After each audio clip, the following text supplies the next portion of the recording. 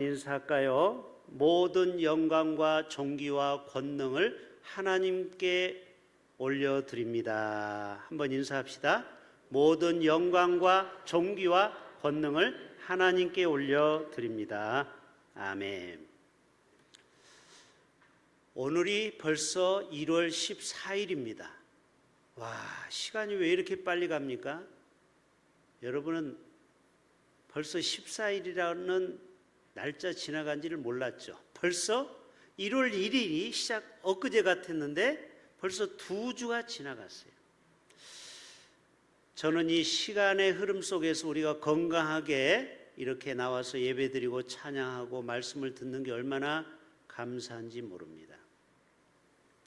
우리가 건강할 때 일하고 건강할 때 꿈꿀 수가 있기 때문에 그렇죠. 오늘 연제구 목회자 정기 총회를 가서 이렇게 목사님들하고 교제를 나누는데 제가 놀라운 이야기를 들었어요. 여기 서문교회라고 아시죠? 꽤 큰 교회인데 우리 청년들도 많이 가 있죠. 그 목사님이 여러 가지로 건강이 악화돼 가지고 설교를 10분 이상을 못 한다고 하더라고요. 그래서 제가 홈페이지 들어가 봤더니 딱 11분을 해요. 여러분은 지금 속으로 좋아하죠. 야, 설교가 짧으니까 얼마나 그 교인들은 행복할까. 이분이 병이 걸려서 말을 오래 못하고 떠듬거려서 자막이 나갑니다. 설교가 불분명하니까 밑에 설교 내용이 쭉 지나가고 자기는 읽고 끝나는 거예요. 그 교회가 여러 가지 어려움이 많은 교회였어요. 그게 이제 뇌에 문제가 생겨서 언어 장애가 왔어요. 저보다 나이가 젊은 목사인데도 그래요. 그래서 참 우리가 지금 말하고 듣고 눈으로 볼 수 있고 두 다리로 걸을 수 있으면 여러분 늘 감사하실 수 있기를 바랍니다. 얼마 전에 온천천에 갔더니 다리가 4개인 분을 봤어요. 지팡이를 2개를 잡고 가는 거예요. 그러면 다리가 4개죠. 여러분 우리가 내 다리 2다리로 걸을 수 있는 거 여러분 감사한다는 마음 가져봤습니까?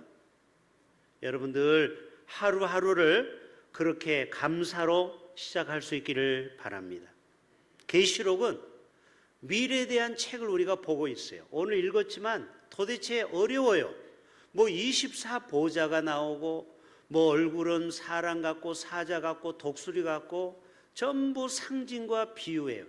그러니까 신천지와 이단들이 이 요한계시록을 가지고 장난을 치는 거예요. 그래서 우리가 요한계시록을 정통적인 교회에서 제대로 배워야 된다고 해서 지금 요한계시록 강의를 9번째 하고 있습니다. 그런데 요한계시록은 과거이래요, 현재이래요, 미래이래요. 그게 앞으로 되어질 일을 얘기하는 거죠. 미래에 대한 얘기예요. 여러분 이런 얘기가 있어요. 과거는 마귀가 주로 하는 작전이 과거예요. 그래서 마귀는 과거를 이야기하기를 좋아하고 사람들은 현재 이야기를 좋아해요. 현재 지금 직장이 어디야? 너 월급이 얼마야? 현재를 얘기해요. 그러나 하나님은 미래를 우리를 보고 이야기한다라는 거예요. 아브라함에게 미래를 이야기합니다. 내가 너로 큰 민족을 이루고 내게 복을 주어 내 이름을 창대하게 하리니 너는 복이 될지니라. 아니 뜬금없이 아브라함이 갈대아 우르에서 우상장사했던 그런 형편없는 평범한 인간을 불러다가 아예 처음부터 미래를 보고 아브라함을 축복하는 걸 봤어요. 모세에게도 불러가지고 뭐라고요? 너는 내 백성 이스라엘 자손을 바로의 손에서 건져내어 애굽에서 나오게 하리라. 지금 나왔어요? 안 나왔어요? 아직 나오려면 한참 걸렸는데 미리 미래를 보고 모세를 향하여 미래를 이야기하는 것이죠. 여호수아도 내가 모세와 함께 있었던 것 같이 너와 함께 있을 것이니라. 너는 강하고 담대하라. 베드로도 고기만 잡았던 평범한 어부에게 뭐라고 했습니까? 너는 사람을 낚는 어부가 되리라. 자, 미래를 예언했는데 그대로 이루어졌어요, 안 이루어졌어요? 아니, 사람 낚는 어부가 뭐예요? 전도를 많이 하고 많은 사람을 구원하는데 앞장섰잖아요. 사울도 너는 나의 택한 그릇이라. 하나님이 한 번도 지금 사울을 어떻게 쓰실지 모르는데 하나님은 먼저 미래를 보고 선포하는 거예요. 그래서 여러분의 자녀들을 향해서도 앞으로 인사를 이렇게 해야 돼요. 따라서 합시다. 너는 하나님의 자녀로 위대한 인물이 될 것이다. 이게 미래를 보고 선포하는 거죠. 한 번 더 합니다. 너는 하나님의 자녀로서 세계적인 인물이 될 것이다. 이거를 집에 가서 써놓으세요. 잊어버리면 안 돼. 왜 그러냐면 자꾸 긍정적인 메시지를 줘야 사람이 변한다라는 거예요. 말썽 피는 자식도 너는 앞으로 큰 인물이 될 거야. 이렇게 자꾸 듣다 보면요, 그 아이도 모르게 그런 아이로 점점 성장해 간다라는 것입니다. 어떤 목사님이 자기 초등학교 아들이 학교 갔다 와서 자기 미래에 대해서 글을 쓰라고 했대요. 그런데 세 단어를 썼대요. 명사로 왕자, 천재, 박사. 아니, 초등학생이 천재는 텔레비전에서 들어봤을까요? 박사? 어디서 들어봤겠죠?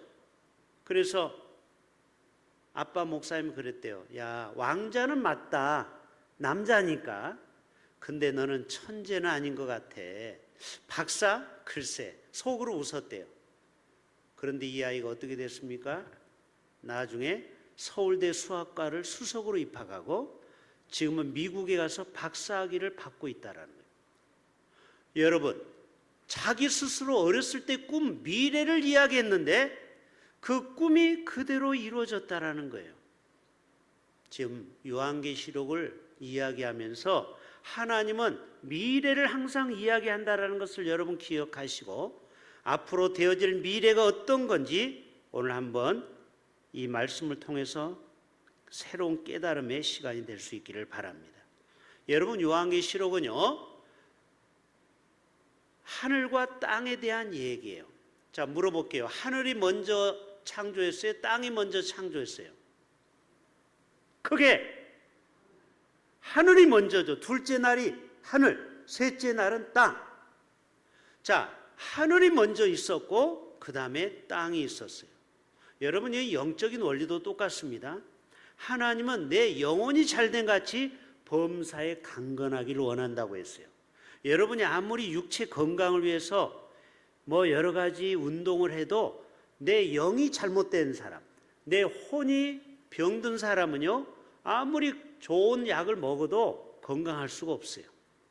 그러나 보약을 안 먹어도, 영양제를 안 먹어도 영이 늘 깨어서 기도하고 예배하는 사람은 몸은 저절로 건강해지는 거예요. 하늘이 먼저라니까 땅이 먼저가 아닌 거예요. 이 영적인 원리를 우리는 깨달아야 돼요. 자, 그래서 1장은 하늘에 대한 얘기를 했어요. 요한계시록 1장. 촛대 사이에 인자 같은 이가 발에 끌리는 옷을 입고 가슴에 금띠를 띠고 그의 머리에 털의 시기가 흰 양털 같고, 이러면서 하늘에 대한 영적인 세상을 이야기하고 2장 3장은 에서버두 사빌라 7교회를 얘기했죠. 이거는 하늘의 교회 얘기예요? 땅의 교회 얘기예요? 땅이죠. 다 그 소아시아 땅에 있는 교회잖아요. 그럼 오늘 4장과 다음 주에 볼 5장은 하늘에 대한 얘기하는 거예요. 자, 1장은 하늘의 얘기, 2, 3장은 땅의 얘기, 4장, 5장은 하늘의 얘기. 그 다음에 7장은 뭘 또 얘기를 해야 돼요? 땅 얘기를 해야 되겠죠. 그 다음에는 하늘, 땅, 하늘, 땅. 기가 막히게 요한계시록 22장의 구조는 하늘로 시작해서 땅으로 마치는 거예요. 신기하지 않아요? 이런 구조를 갖고 있다는 거예요. 요한계시록은 하늘과 땅의 구조를 갖고 있다. 자, 오늘 세 가지 정도만 말씀을 정리합니다. 오늘 말씀을 좀 다시 한번 읽을 거예요. 자, 1절을 한번 다시 한번 보겠습니다. 1절 시작. 이 일 후에 내가 보니 하늘에 열린 문이 있는데, 따라서 합시다. 하늘 문이 열려야 됩니다. 자, 요한이 반모섬에서 환상을 봤잖아요. 이게 다 환상이에요, 환상. 여러분, 꿈과 예언과 계시는 하나님이 눈을 열어줘야 되는 거예요. 열려라 에바다 열려라. 여러분, 우리의 눈이 열리고 귀가 열려야 하나님의 음성을 들어도 깨달아지고 은혜가 오는 겁니다. 성경을 읽어도 하얀 종이에 검은 글씨가 되면요, 하나도 재미가 없어. 여러분, 성경이 재미가 있다고 생각이 됩니까? 그런 사람은 영의 눈이 띄어진 거예요.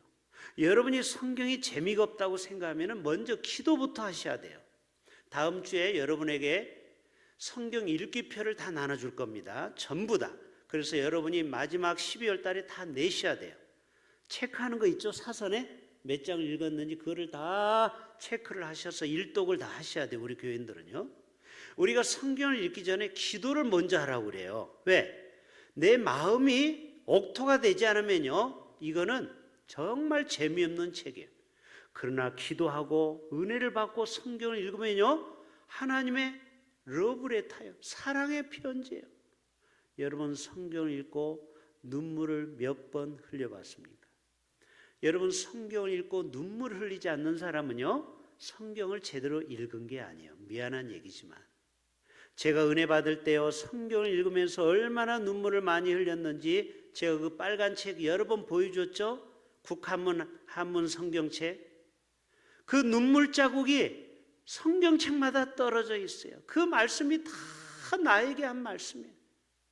여러분, 영의 눈이 열려져야 하나님의 말씀이 깨달아지는 것입니다. 우리 모두가 영적인 눈을 뜰 수 있길 바랍니다. 1절 다시 봐요. 시작. 내가 보니 하늘에 열린 문이 있는데 내가 들은 바 처음에 내게 말하던 나팔 소리 같은 그 음성이 이르되, 이제 음성이 들려요. 이리로 올라오라. 이리로 올라오라. 마땅히 일어날 일, 이건 미래잖아요. 미래를 너에게 보이리라. 자, 2절 3절 또 보여봐요. 자, 2절에 보면은 내가 곧 성령에 감동되었더니 보라, 하늘에 보호자를 베풀었고 그 보호자에 앉으신 이가 있는데, 3절에, 자, 이 말씀을 좀 이따 그림으로 보여드릴 거예요. 앉으신 이의 모양이 이런 하얀 의자에 앉아 계시는데, 주님이 벽옥과 홍보석 그리고 무지개가 보호자를 둘렀대요. 그 모양이 녹보석 같더라. 여러분, 성경 읽을 때 상상을 해야 됩니다. 이거를 그림으로 이미지를 그리셔야 돼요. 자, 이미지를 그려봤어요. 보여줘 보세요. 저거예요, 저거. 저게 오늘 1절, 2절, 3절을 그대로 설명해 주는 거예요. 저 보호자에 무지개 같은 것이 떠가지고, 그리고 녹보석, 홍보석, 백옥이 그 보호자에 비춰졌다라는 거예요. 이게 무슨 영적 의미인지를 이제 설명을 할 것입니다.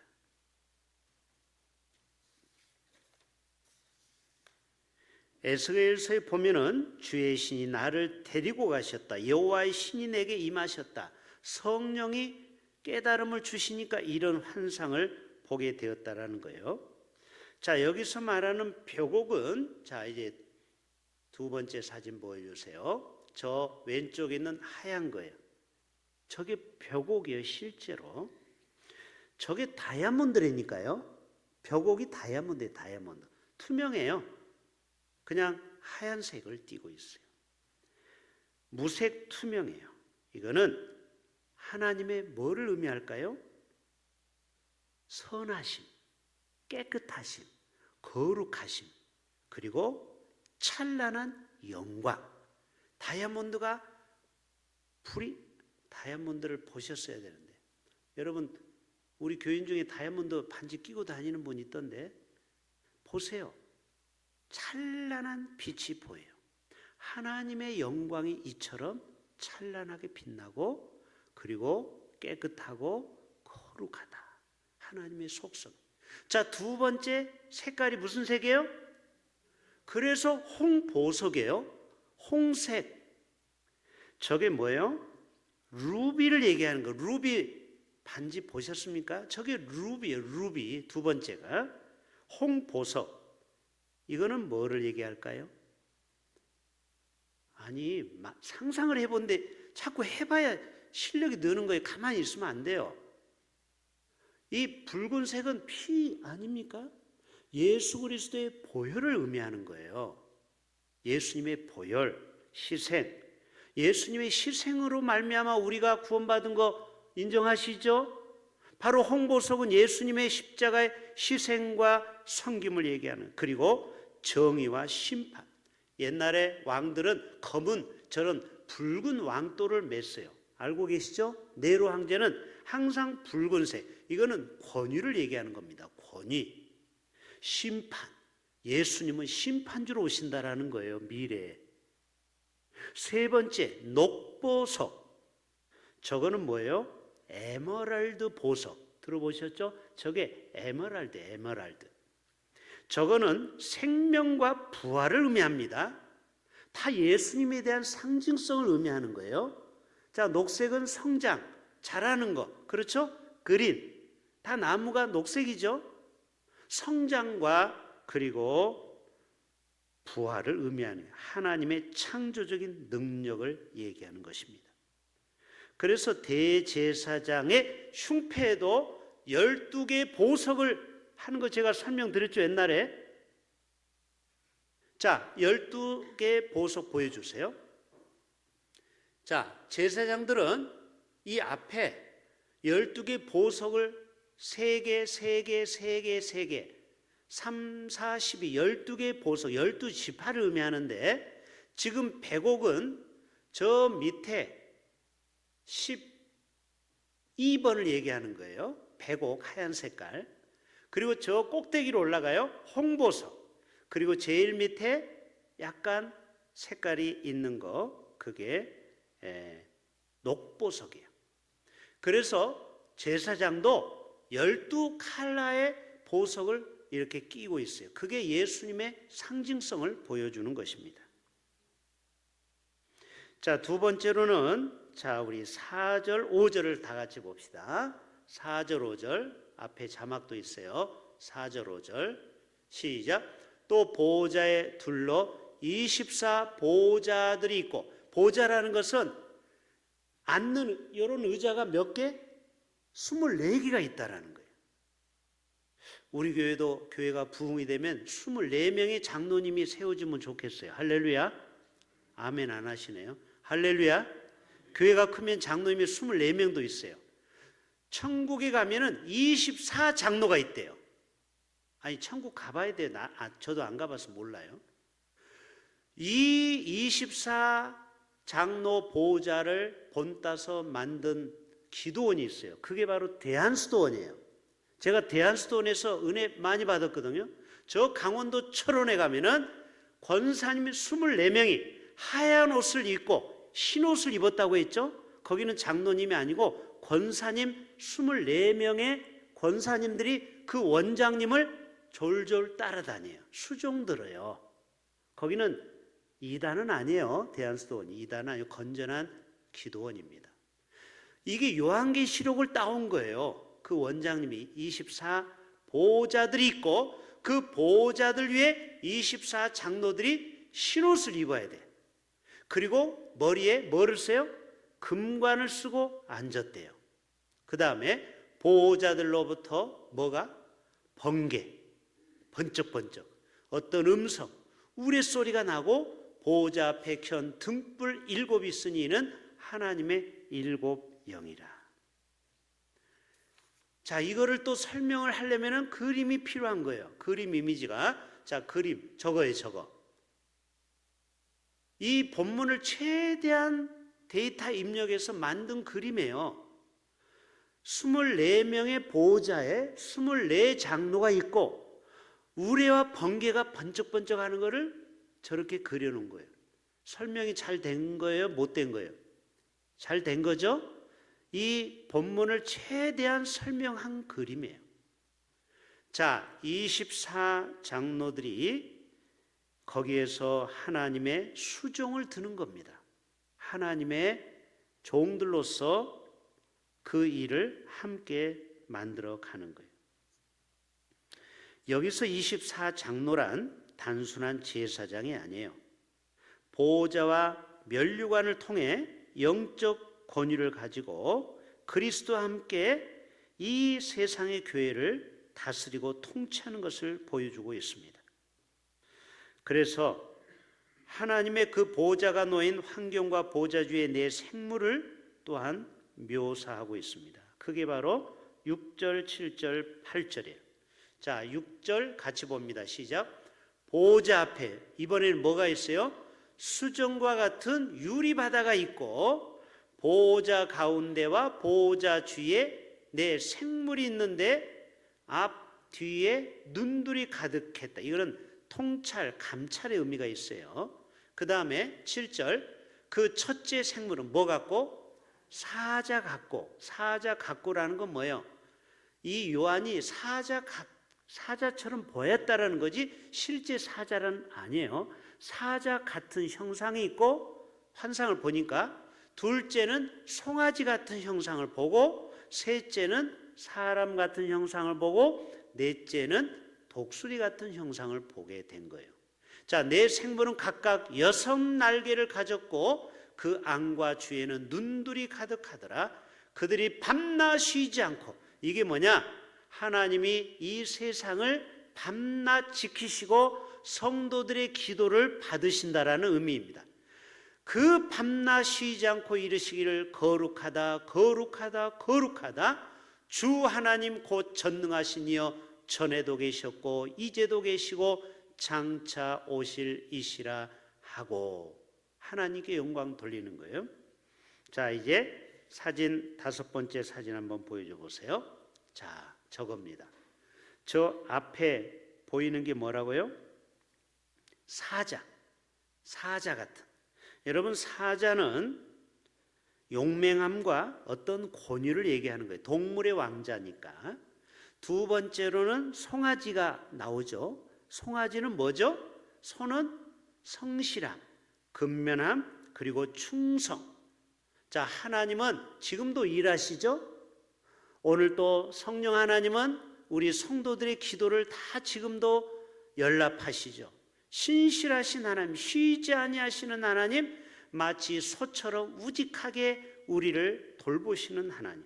세 번째로는 뭐예요? 사람 형상. 사람은 만물의 영장으로 지혜와 이성을 가진 것을 얘기해요. 하나님은 굉장히 지혜가 많으신 분이죠. 마지막은 뭐예요? 독수리. 독수리는 뭘까요? 민첩함. 독수리가 하늘에서 탁 채가잖아요. 그래서 사자 같고 송아지 같고 사람 같고 독수리 같다라는 말은 바로 주님이 용맹함으로 그리고 충성심을 갖고 지혜와 이성으로 그리고 민첩하게 하나님과 예수님과 성령님이 이 세상을 통치할 것을 말씀하고 있습니다. 그러면서 저에게 깨달은 도전은 우리도 이러한 내 생물과 같은 영성이 필요하겠구나. 사자 같은 용맹함. 요즘 세상이 얼마나 어렵고 힘듭니까? 그럴 때 우리가 영적 싸움에서 승리하려면 사자 같은 단호함이 있어야 되겠고 또 송아지같이 소처럼 충성심이 있어야 되겠다. 그리고 사람이 가지고 있는 하나님이 주신 그 놀라운 지혜, 이성, 그리고 독수리 같은 민첩함으로 우리는 주의를 감당해야 되겠다. 이런 생각을 해보게 됩니다. 자, 마지막 9절과 10절 봅니다. 시작. 그 생물들이 보호자에 앉으사 세세토록 살아계시는 이에게 오늘의 핵심이죠. 뭐를 돌려요? 영광과 존귀와 감사, 영광과 존귀와 감사를 돌릴 때에, 그 다음에 10절에 24 장로들이 보호자에 앉으신 이 앞에 엎드려, 이제는 그 자리에서 내려와서 주님 앞에 엎드려 세세토록 살아계시는 이에게 경배하고 자기의 관을, 자기의 모든 명예와 권위와 자기가 알고 있는 것들을 다 내려놓고 보호자 앞에 드리며 이르되, 뭐라고 했습니까? 11절에 24 장로들이 하나님이여 영광과 존귀와 권능을 받으시는 것이 합당하오니 주께서 만물을 지으시니라. 만물이 주의 뜻대로 있었고 또 지으심을 받았나이다 하더라. 자, 마지막 사진 보고 마칩니다. 바로 저겁니다. 처음에는 24 장로들과 함께 세세토록 너희가 왕노릇하리로다 했죠. 그런데 예수님 앞에는 저들이 다 내려와서 자신의 면류관을 다 앞에다 내려놓고, 저 그림에 보이면 면류관이 자기 앞에 있는 거 보입니까? 작지만 보이죠? 이 자기의 면류관을 내려놨다는 게 뭘까요? 자기의 기득권, 자기가 가지고 있는 직분, 목사라는 직분, 장로라는 직분, 중직자라는 직분을 다 내려놓고 예수 앞에서는 우리는 자신은 어린아이처럼 예수님 앞에 존귀와 영광과 모든 영광을 홀로 드리는 이 모습을 우리는 보게 되는 것입니다. 그러면 24 장로의 역할은 뭘까요? 우리 영적 지도자는 대신해서 그 일을, 주님의 일을 하는 대리자의 모습입니다. 한번 따라서 해볼까요? 우리 모두는 하나님의 대리자입니다. 그러니까 내가 하나님처럼 살면 안 되죠. 자, 트럼프가 막 이란이 지금 사람을 많이 살상하니까 지금 이제 이란을 또 개입하려고 합니다. 지금 또 한 나라의 대통령도 작전해가지고 1분 안에 지금 잡아와서 국제재판에 세우잖아요. 지금 이제 미국이 대단한 일을 지금 하고 있습니다. 물론 여러 가지 해석이 있겠지만, 여러분, 이 트럼프도 대단한 것 같지만 24 장로처럼 대리 역할을 하는 거예요. 악에 대해서, 또 잘못된 일을 바로 잡으려고 하는, 민주주의를 바로 가려고 하는 사람들, 오늘날의 재판관, 판사, 그 사람들이 판사, 재판관이 명령하지만 그것은 다 누구의 하다를 받아요? 하나님의 지시를 받고 대신 이 땅에서 한시적으로 그 일을 하는 것입니다. 판사, 검사, 대통령, 경찰, 군인, 어떻게 보면 다 하나님의 대리자예요. 그렇기 때문에 우리는 하나님 앞에 나의 모든 면류관을 내려놓고 그분 앞에 영광과 존귀와 권능을 돌려드리는 이러한 하나님의 백성들이 다 되시기를 주님의 이름으로 축복합니다. 하나님